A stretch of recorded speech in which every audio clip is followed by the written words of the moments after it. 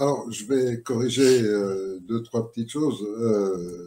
Nicolas a cette tendance naturelle, c'est sa nature, de toujours garder une mesure inférieure aux réalités et de faire attention aux mots qu'il emploie pour rester toujours dans la bonne pensance. Moi, je me gêne beaucoup moins. Je dirais pas qu'on est dans un système électif, etc. Représentatif. Je dirais directement qu'on est sous une dictature, que cette dictature est sélectionnée par une secte qui contrôle toute la France, qui est la franc-maçonnerie. Et je ne me gêne pas pour donner les mots. Je sais que je suis sous contrôle judiciaire, que je suis menacé en permanence, mais bon, je vais continuer à être moi-même jusqu'à la fin. S'ils arrivent à m'éliminer, ils y arriveront. S'ils n'y arrivent pas, tant mieux pour moi. Mais en attendant, je ne vais pas changer mon langage. Donc, je ne vais pas parler non plus de raisons sanitaires qui ont provoqué, je vais parler directement du Covid et de l'invention de cette fausse pandémie que j'avais dénoncée plusieurs années avant parce que j'étais informé du plan. Et donc, voilà, je fais cette petite rectification pour que mes mots à moi aussi touchent les gens et je parle beaucoup plus directement. Et puis, quand on parle de tous ces mouvements citoyens, il y en a de plus en plus et tous les jours, ils sont créés de nouveaux.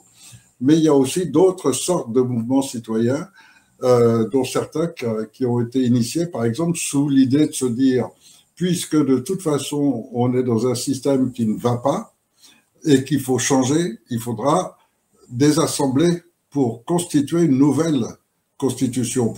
Et c'est ce qu'on appelle les assemblées constituantes.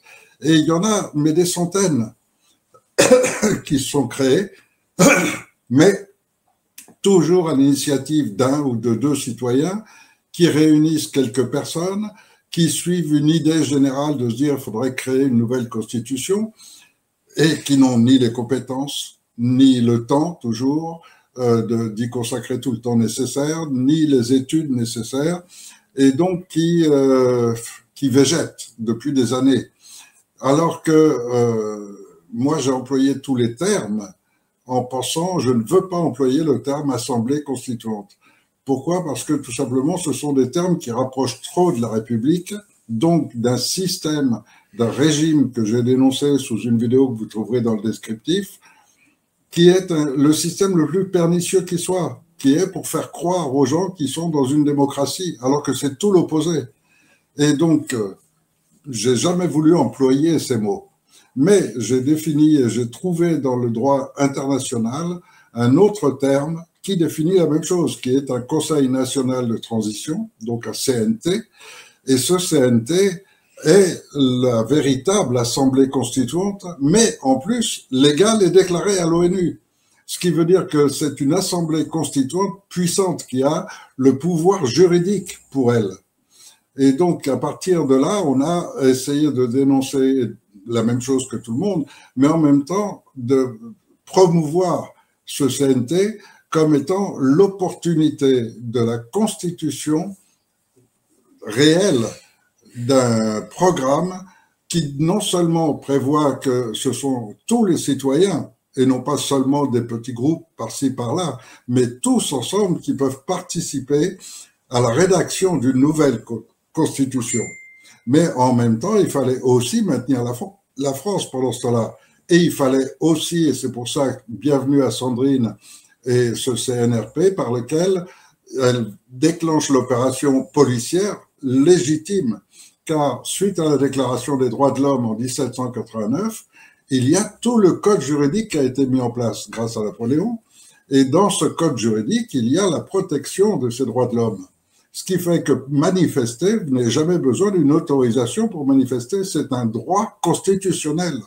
Ça ne peut pas être qualifié autrement et automatiquement, celui qui peut être puni, et c'est prévu, c'est la loi française qui le prévoit, celui qui peut être puni, c'est celui qui empêcherait ou tenterait d'empêcher une personne de manifester. Donc, quand un gouvernement en arrive à retourner la loi à l'envers, à dire il vous faut une autorisation, mais c'est extraordinaire, il vous faut une autorisation pour vous plaindre. Il faut demander la permission de se plaindre. Ensuite de ça, si vous le faites, on vous envoie les flics avec de quoi vous gazer, de quoi vous matraquer, etc. c'est une absurdité totale par rapport à la loi. Or, la loi, elle est ferme là-dessus. Celui qui tente de vous empêcher de manifester mérite prison et amende extrêmement forte. Donc, c'est une véritable protection de celui qui veut manifester. Et quand on voit ce qui s'est passé avec les Gilets jaunes, mais quand on voit jusqu'au point qu'ils vont mutiler des gens, et ils ne sont pas punis. C'est absolument extraordinaire. Donc, revenir à la loi, le retour à la loi, c'est la déclaration de 1789. Et demandez-vous pourquoi vous ne la connaissez pas. Moi, quand j'étais petit, je la voyais à la poste, je la voyais à la mairie, je la voyais tous les jours quand j'entrais dans le hall de l'école. C'était omniprésent pour que tout le monde connaisse ses droits. Or, discrètement, sans aucun mot dans les journaux, jamais, discrètement, petit à petit, ces panneaux ont été enlevés de partout. Vous ne les voyez plus à la poste, vous ne les voyez plus dans les mairies, vous ne les voyez plus dans les écoles, vous ne les voyez plus nulle part. Alors que c'est la base fondatrice de l'existence de la France. On est français et on peut jouir de ce mot grâce à cette déclaration des droits de l'homme qui a fait le tour du monde, qui a fait de la France le pays des libertés, le phare éthique du monde, que le monde entier a adopté. Comment empêcher des humains de s'estimer égaux aux autres? C'est pas possible. Il y a eu un temps où on pouvait dire ah ben, t'es noir ou t'es gris ou t'es jaune, donc t'as moins de droits que les autres. Mais ça, c'est un temps qu'on a révolu définitivement. Et grâce à cette déclaration des droits de l'homme.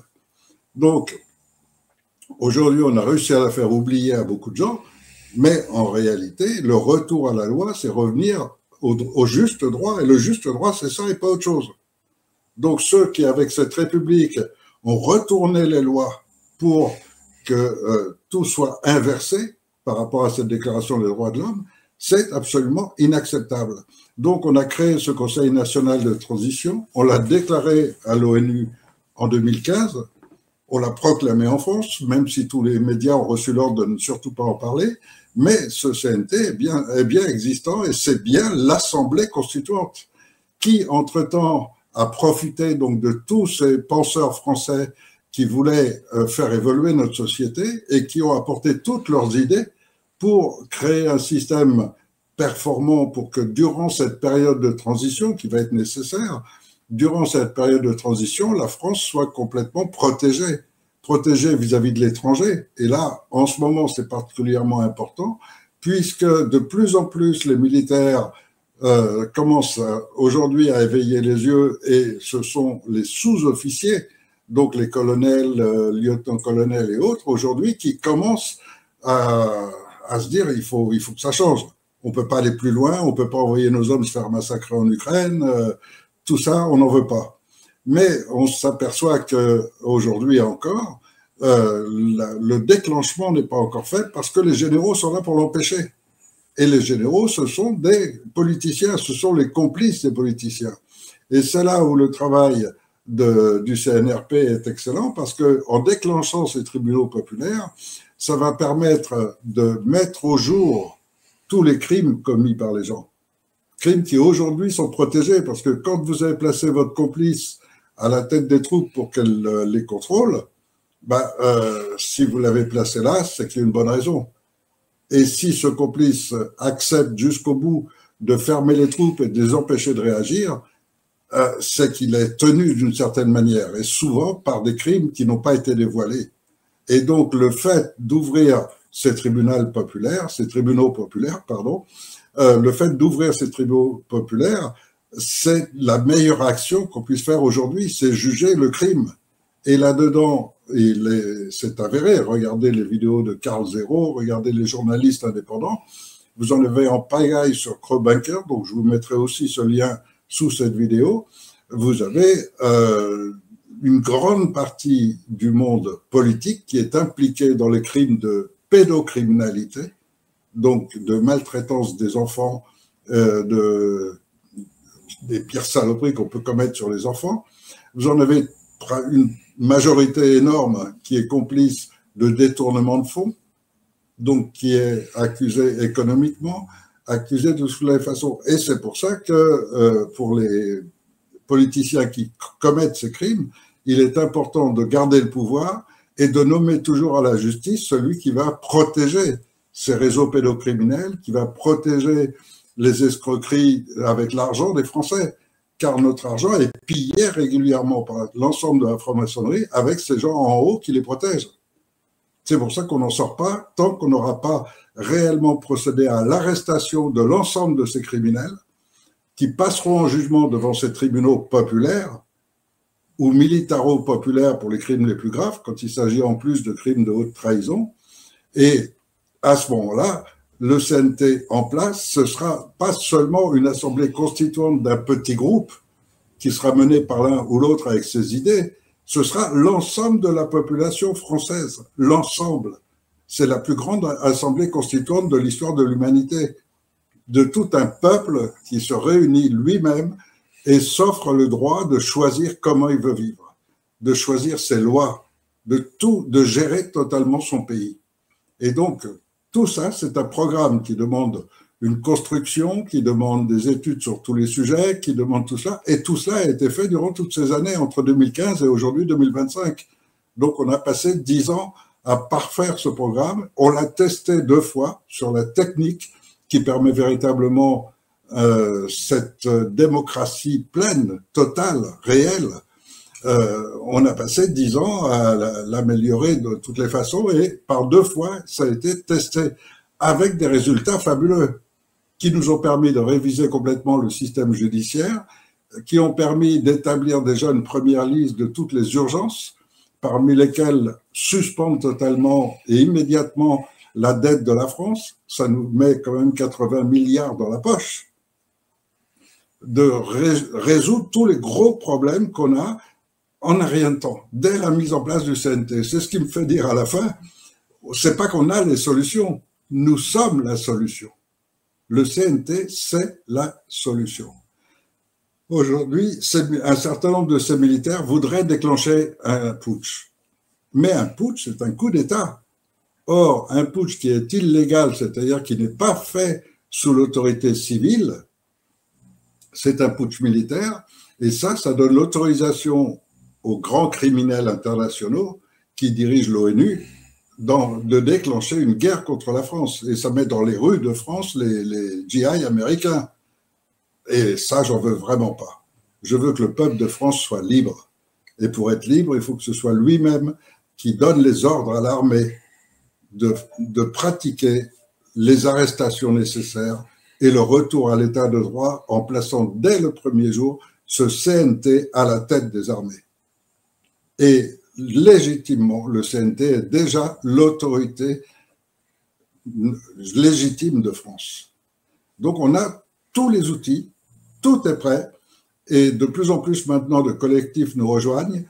Il faut que toute la France nous rejoigne dans cet esprit de protéger nos enfants, dans cet esprit de ne pas laisser un monde pourri comme celui qu'on est en train de préparer à nos enfants, dans l'esprit de refuser la guerre et d'entrer dans un monde de paix et de sécurité. On en a marre de plus laisser notre femme sortir à 9h le soir. C'est absolument hideux. On a changé jusqu'à la mode, où vous avez maintenant des femmes qui n'osent plus s'habiller parce qu'elles ont peur de sortir dans la rue d'une façon ou d'une autre. Il faut arrêter tout ça. Il faut qu'on revienne à cette belle France qu'on a connue avant. Et ça, c'est ce retour à l'état de droit qui va le permettre. Ouais. Donc,